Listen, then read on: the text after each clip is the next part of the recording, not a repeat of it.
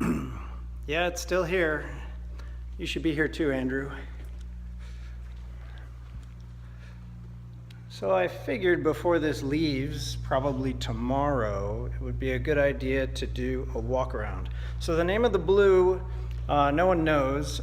It was painted to match apparently a watch that the second owner had with a silver base coat and a metallic blue top coat. And when it was sold in 2003, it was simply called metallic blue. So anyway, we've got the car open. So I figured we'd show a few of the inner bits that not everybody gets to see. So in here you've got the two brake fluid reservoirs, clutch fluid reservoir, screen wash, the Kenwood CD changer, which was the hi-fi system chosen for the car, super lightweight Kenwood system.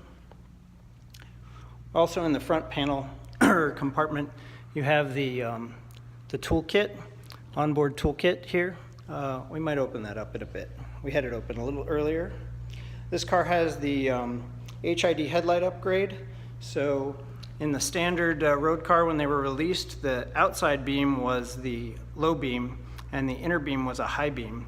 And when McLaren developed a high intensity discharge headlight for the car, they moved the projector for the HID to the center position, and they moved the high beam to the outer position. So that's one of the unique elements, or not really unique, but one of the upgraded elements on this car. Hey, it's me. So everybody loves the inside of an F1. This car has a steering wheel that's upgraded from the original car. The factory Nardi wheel is a little less contoured.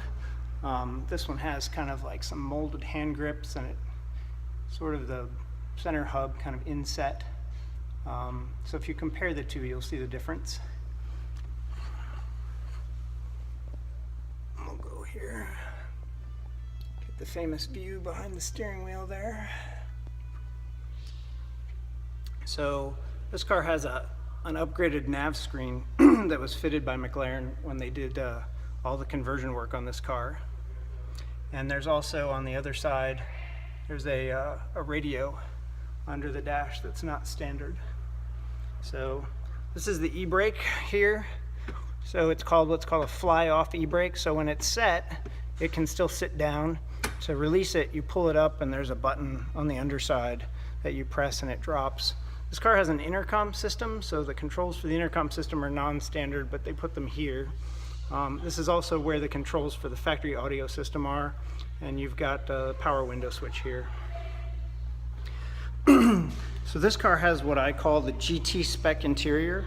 So when the long-tail road car was introduced, they introduced this style of interior with, it looks very similar to the seats that, special seats that go in a Ferrari Daytona. But I call this GT Spec because the long-tail road car, which is called the F1 GT, was the first to feature this striped, ribbed, however you want to explain it, seating treatment. So the heart of the beast, obviously, BMW's 6.1 liter V12, 627 horsepower in this car.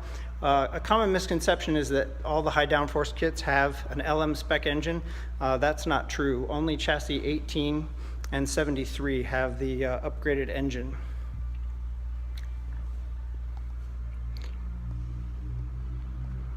I'm skimming through in case I missed any. What does the arrow on the wing do? Well, it adds downforce.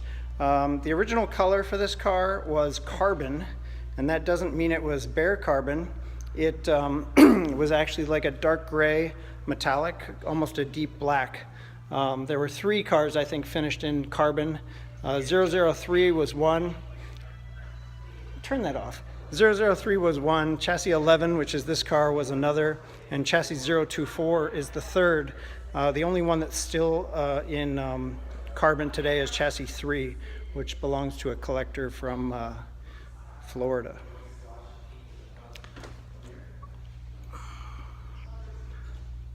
So these 18-inch wheels are an upgrade that is on most of the high downforce kit cars. There is one car that has what I call the partial high downforce kit. It's in South Africa. It doesn't have the 18-inch wheels. It still carries the standard 17-inch wheels. It doesn't have the arch flares you can kind of see here, and therefore it has a narrower front splitter that would come in line with the body here. So that car is somewhat unique. The reason I think that was done is the owner who had the downforce kit fitted wanted to preserve the road car's turning radius. When you fit these 18-inch wheels, they're much wider in the front, and it really impacts the car's turning radius. So that's probably why that was done. Remind me why this car is on display. Well, McLaren Beverly Hills borrowed it from a client of theirs for a party that they had on Tuesday to release some special 570Ss that they had commissioned through MSO, and he agreed to do that. So that was pretty cool of him, considering this car does not get out of town very often. When you see an F1, one of the things to key in on is the chassis plate ahead of the shift knob here. You can see that this is chassis 011, produced by McLaren Cars Limited, Surrey, England.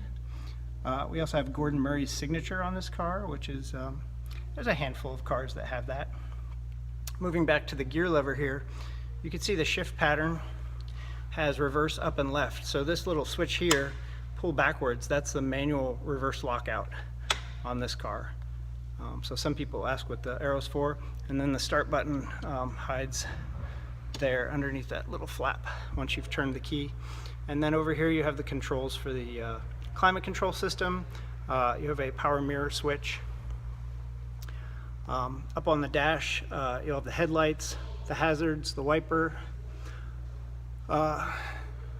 standard wiper controls there. On the other side, I believe that middle switch will be your rear fog lamp, and then the bottom switch is for the defroster. Something else that's interesting about the F1, and we'll move up and over here, is you can see there are paddles behind the steering column here, and those aren't shifter paddles.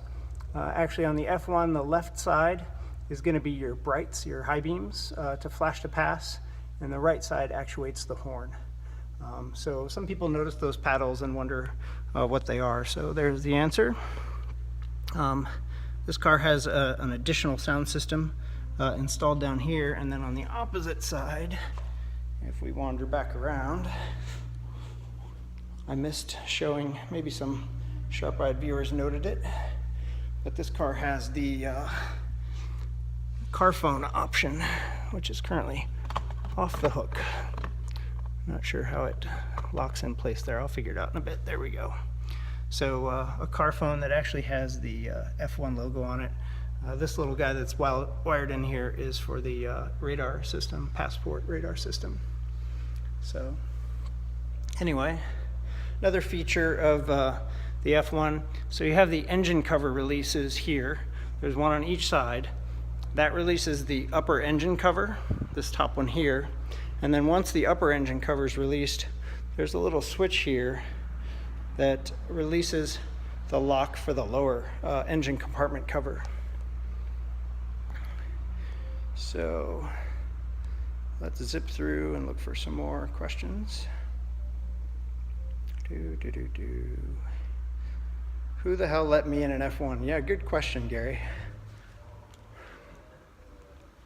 How many cars are non-standard? If you mean how many cars have the downforce kit, so there are 64 road cars, production road cars that were produced, and 8 of those today have the high downforce kit. Did David Clark sell this car at one point? I believe he did. I know that Taylor and Crawley were the ones who sold the car for the first owner. I'm not sure if he owned Taylor and Crawley at that point, but that was the dealer in the UK that did shift the car that first time.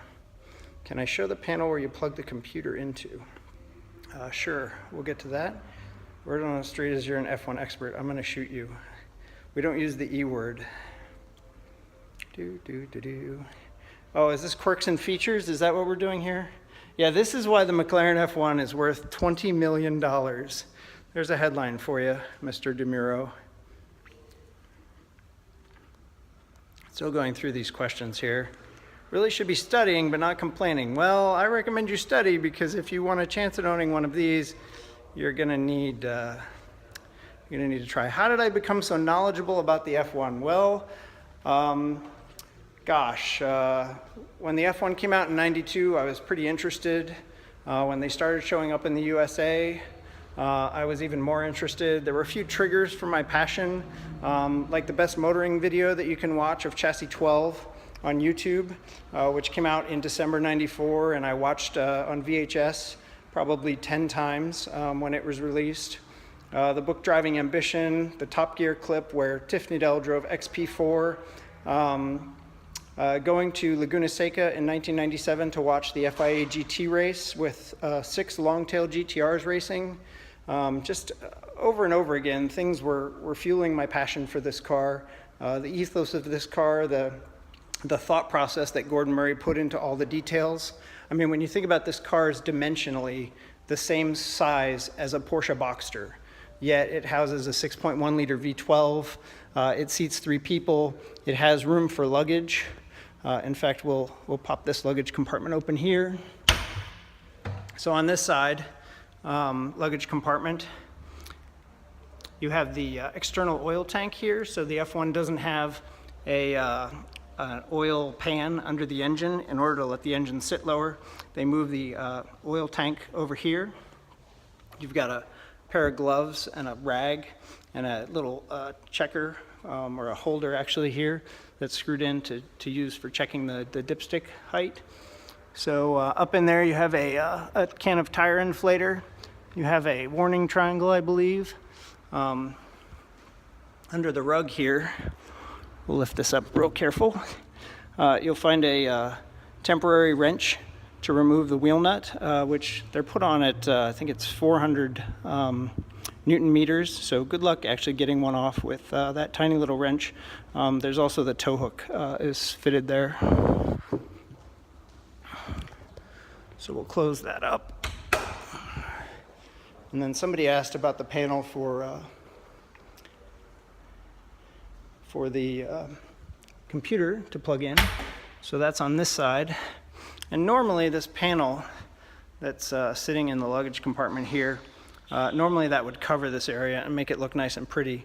But because they've got it wired up for the battery tender, that's off. But so you have one point to plug in, I believe the battery charger? Yes. So there is an F1 battery charger, but they're not using it on this car.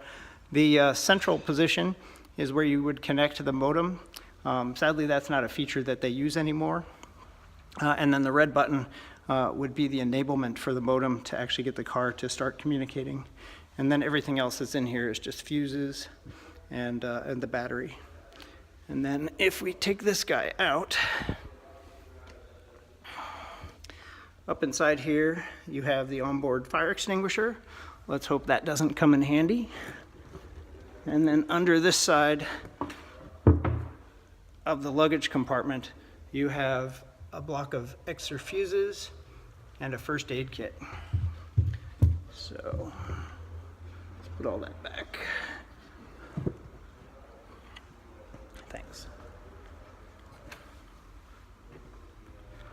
And we'll close that up. All right, so where were we with questions?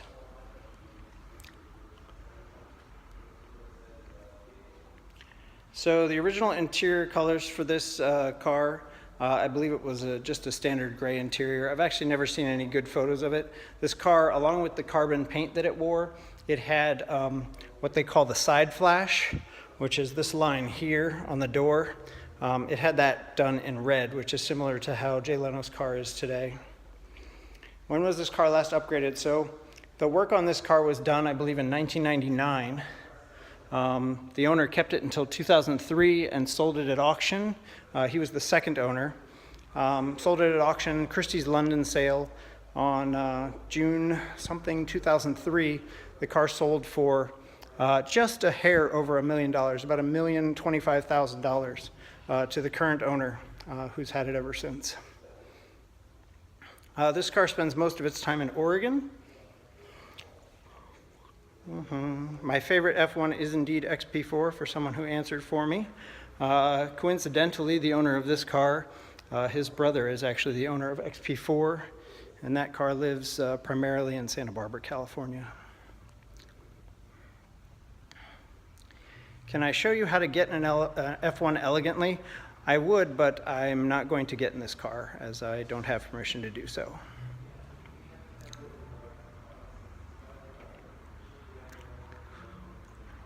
All right, so that looks like the end of our question session. We'll show off the 2 inside rearview mirrors. Oh yeah, we were gonna show one more thing. My capable assistant is here reminding me that I was gonna take the toolkit out. So, if you would be so kind.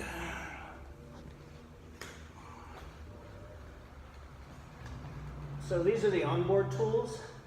The F1 also includes a rolling tool chest from the same company called Facom. It's a French company, F-A-C-O-M there. A lot of people are confused by the gold coloring on these tools. It's not actual gold, there would be no point to that. It's a nitride coating, very common in the tool industry to add surface hardness.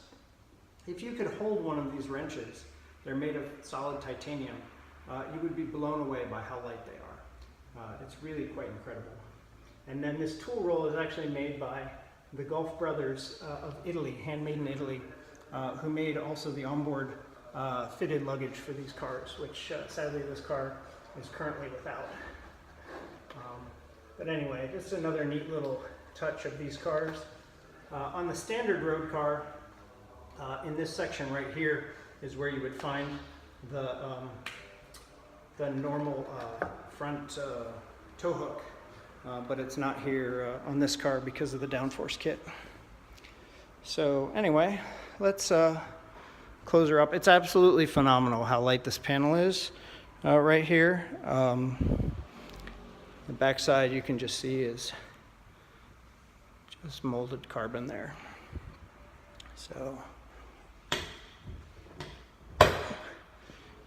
another interesting feature of the F1 that people aren't necessarily aware of, but sometimes you'll see it in photos. You'll see the color of the glass, the upper side window glass and the windscreen will come out blue if you use a polarizer.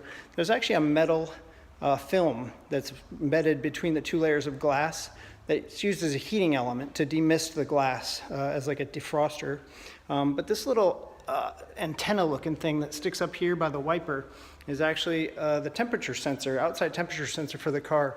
And even when the car is parked, if it detects it getting too cold, it can actually fire that up and warm the glass so that you don't have to wait when you go to get in the car when it's time to leave. Some people ask about the little wing on the windscreen wiper. That's just to hold it to the glass at speed. There's a little sun visor that flips down from the window. You can see there's a little interior light up there. A little parcel shelf has maybe a spot to put a map. Not that anybody uses maps anymore.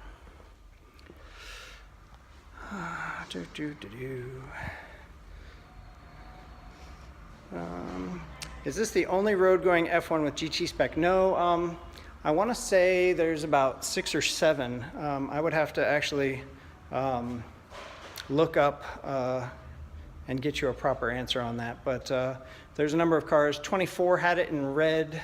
22 down in the Revs Institute, the green car in the museum in Florida, has it in brown. I'd have to think my way through it, but there's a number of them.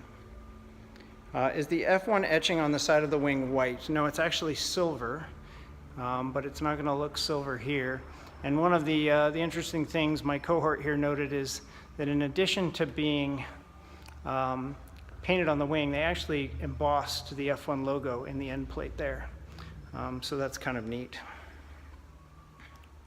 Have the brothers ever brought the 2 F1s together? Well, if they have, I've never seen them together. This brother's had his car since 2003. The other brother didn't get his until 2013, so quite a long time beforehand. But the previous owner of this car, his brother also had an F1, and the two of them would do road rallies through Europe and the UK with them. And this little antenna is a non-standard item here on the top, and it pairs with these headphone jack ports behind the seat here for a car-to-car communication system that they would use for talking to each other while they were on the road. So, why is XP4 my favorite? Well, I love the color, I love the interior, and I love the history of the car. It's the second oldest surviving car today, after XP3, which for a long time belonged to Gordon Murray. So it's just a very special place in the production cycle. The Top Gear video I mentioned earlier that Tiffany Dell did, he filmed using XP4. Just always been a favorite of mine. Another point on the F1, some people talk about the taillights being from a bus. That's not actually the case. It's coincidentally true, but it's not as if McLaren said, hey, those buses have great taillights, let's use those. They're actually the same lenses and housings that you can find on the Lamborghini Diablo, but they were used on a bus that was made, I think in Belgium, a Bova coach it was called, and they used them, I think, in a stacked format up the sides of the bus at the back. But if you look at them very closely, you'll see they say Cobo on them. And Cobo Spa was an Italian company, probably still in business, that made industrial lighting for automobiles, buses, trucks, tractor trailers, things of that nature. So McLaren got them out of the catalog just the same as Lamborghini did, just the same as the bus company did. So taking a look in here, these are the catalysts. They pour off a lot of heat, which is why we have the gold foil on the underside of the panel to reflect that heat away from the paint. You guys can, yeah, they can come on. Sure. Sorry, breaking stuff. Getting some visitors here. Is the gold heat shield on all F1s, or it is an option? Yes, it's on all the F1s. Here, get out of your way.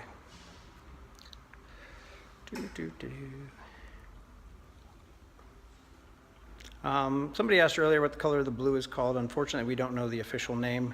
When it was sold in 2003, it was simply called metallic blue. The F1 I would most like to see next. Gosh. I've never seen a road car with the high mirrors, so either 55, 74, 50, 71, or 40. I would love to see a high mirrored road car. Chassis number for this car is 011.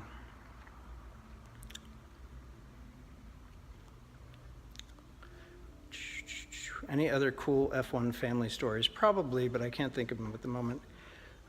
What are the little paddles behind the steering wheel for? One is for the horn on the right-hand side, and one is for the high beams on the left-hand side. XP4 was painted International Gray originally, kind of a medium gray color, which didn't last too long before it got repainted in bright electric blue. Where is XP3 now? XP3 now lives in a private collection in Switzerland. There, that was a little more gentle. Unfortunately, no, Gordon didn't keep the car. He sold it about 2.5 years ago. I really was kind of sad the day I learned that Gordon would no longer have an F1. So another small detail on this car, every F1 has this F1 logo at the corner of the window, but I think this is one of the only, if the only, that they painted it. What do I think this car retails for? If this one came to market, I have a feeling there'd be a pretty good fight for it, even though it's not a original condition car. It's easily north of 20 million US dollars, I would say. Was 39 ever recovered, or any of the Brunei chassis? As far as I know, 39 is still lost in Mexico, which is a terrible place for it. But hopefully it's at least being well looked after. Certainly the factory doesn't have any knowledge of it as far as I'm aware. Haven't seen the car in many numbers of years, probably the early 2000s when it left the UK. As for the Brunei cars, they started with 10. Chassis 004 was destroyed by a mechanic in an accident. Chassis 005 left the collection in 2015 to head to the UK where it resides today. I believe it's owned by DJ Chris Evans, former Top Gear host.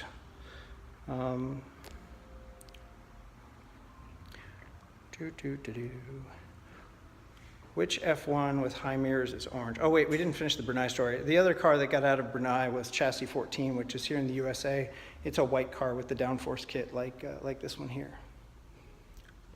The orange F1 with the high mirrors is Chassis 071.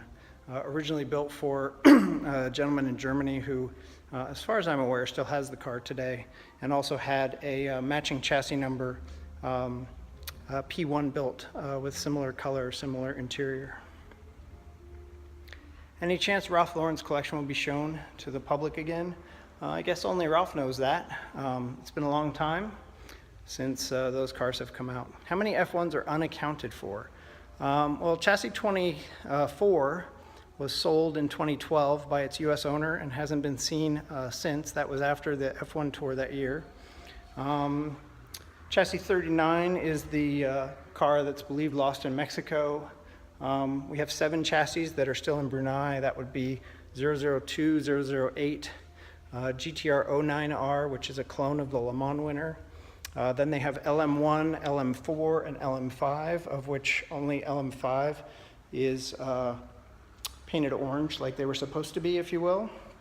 And then they have 54 F1 GT, which is the black F1 GT road car.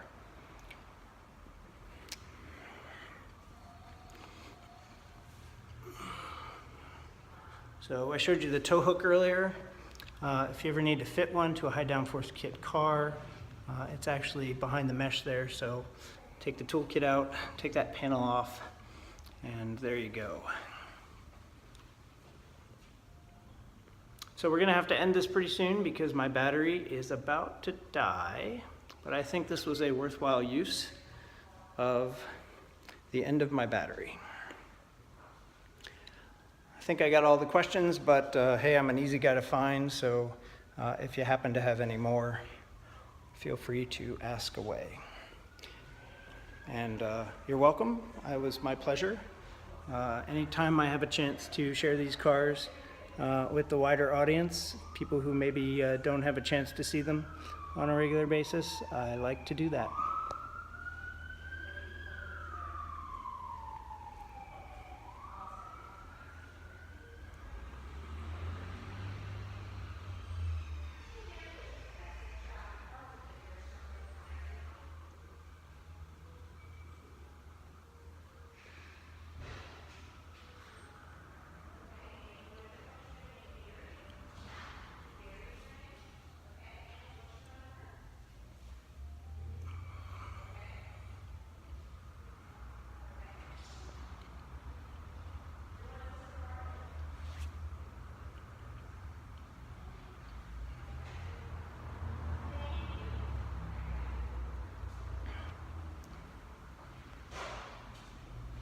Well, one thing we didn't cover before we walk away, on the standard road car, this panel back here that runs across the back, it's called the brake balance foil.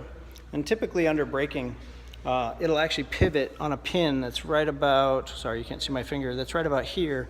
So the forward edge flips down into the body and the rear edge lifts up. And when the forward edge flips down into the body, it actually opens a duct that feeds air, cool air, to the rear brakes. So when you fit the high downforce kit to the car, that panel becomes fixed, it no longer moves. But because they didn't want to lose the feed of air to the rear brakes, the downforce kit equipped road cars have this ductwork here inside the wing upright that solves that problem. You won't find that on the F1 LM though. The F1LM has a larger NACA duct at the base of the upper engine cover, and then underneath the rear engine cover, which is actually fixed and only comes out with screws and lifts up. It's not hinged. There's actual duct work from that NACA duct down to the rear brake, feeds the rear brakes. At what speed does it flip up? Well, you can control it with a switch on the dash that this car doesn't have, but it would be above the steering wheel to the left. You can flip it up to the two positions that it works in. As far as which speed it comes up at under braking, that's a trivia question that I would need the book for, because I'm not too sure. But it doesn't come up for downforce automatically. It only comes up automatically under braking. If you want it to come up to keep the rear planted a little bit better, then you have to do that manually. Which chassis is most seen other than Jay Leno's? Probably chassis 22, given that it's on permanent, almost permanent display at the museum in Florida.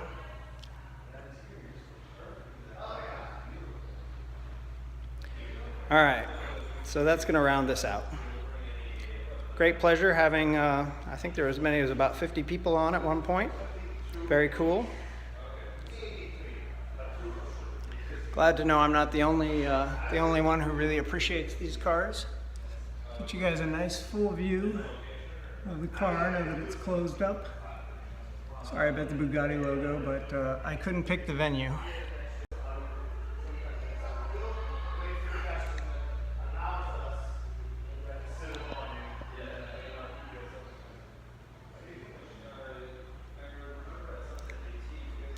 Thanks, Peter. Look forward to finally meeting you next time I make it to Revs.